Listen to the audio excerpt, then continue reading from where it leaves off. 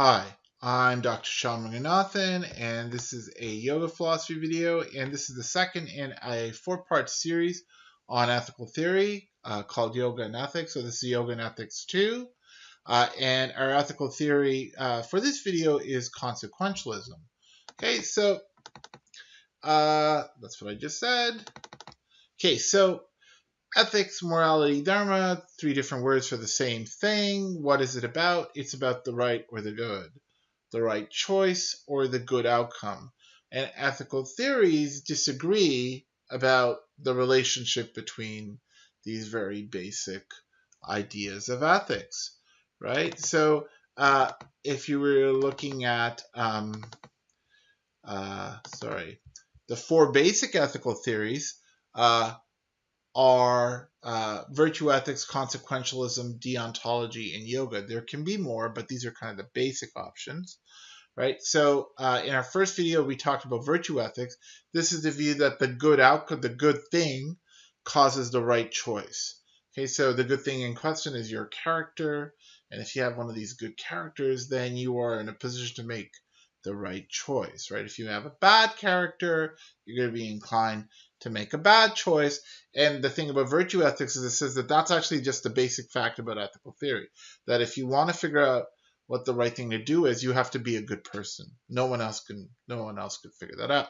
Okay, because the right thing to do is simply just a function or an outcome of being a good person. Okay. Then we come to consequentialism, right? This is the idea that the good justifies the right. Okay, and so both of these first two theories are called teleological theories because they prioritize the end or the good over the right. Okay, so if we look the world over, okay, there are lots of prominent examples of consequentialism. In India, there's the Nyaya tradition, and also famously Buddhism, right? In China, there's Mozu, and in Europe, the famous consequentialists are Bentham, Jeremy Bentham, and John Stuart Mill.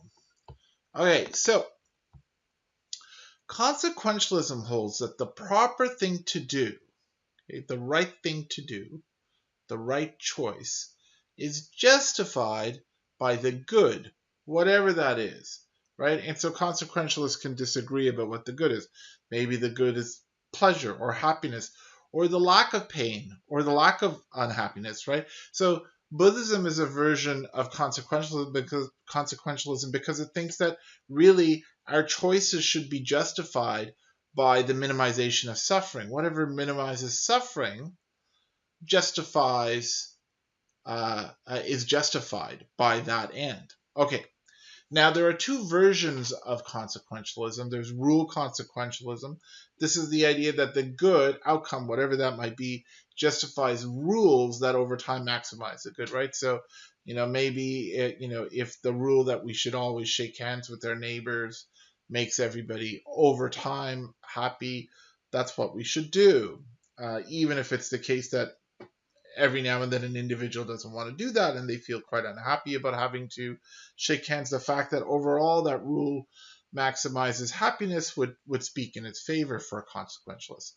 Or you could be an act consequentialist. You could think that the end in question, whether it's happiness or the minimization of suffering, justifies specific acts, right? So you're not worrying about trying to figure out rules that you should live by, but in every circumstance you're in, you're trying to figure out what to do so as to maximize the good, whatever that happens to be.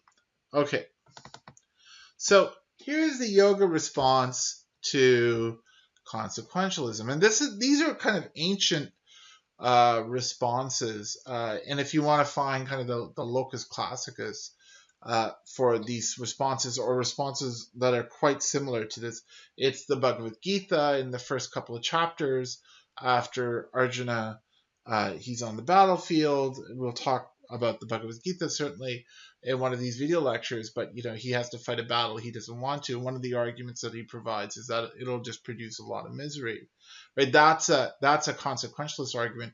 And then Krishna responds with a lot of responses, and these responses are somewhat yogic. Okay, so One yoga response is that the good outcomes that we want, like say happiness or pleasure, etc., are not really under our control, as they depend upon the choices of others. So even if we don't need other people's cooperation to make it happen, we at the very least need them not to interfere with whatever it is that we're trying to pursue, right? So, you know, uh, so that even our own personal happiness, right, is not obviously under our control, because it could be ruined by someone else who's like, out to make us miserable. All right. Then there's a deeper problem. And this is the problem of the bad man. The bad man credibly threatens to do something worse if we don't do something bad, right? So the bad man will say something like, if you don't go kill, your neighbor, I will blow up the whole city.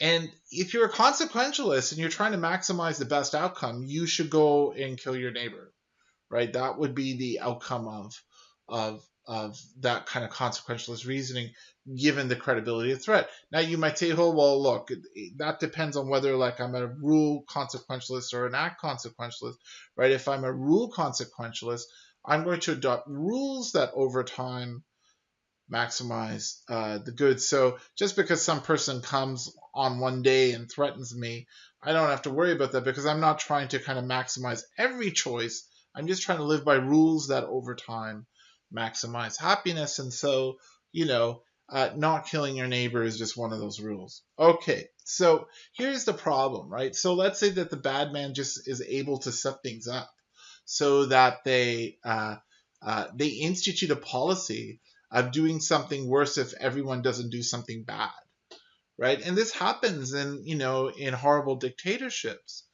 right, where the ruling powers are tyrannical and they force people to say snitch on each other, etc., for fear of or threat of something even worse happening. Then you will have to adopt a rule over time that maximizes happiness. And in that context, where the bad man controls the outcomes, the rule that you would adopt is one that accedes to the bad man's request, because that would be what actually maximizes the end of, say, happiness or lack of suffering, etc., in that context, right?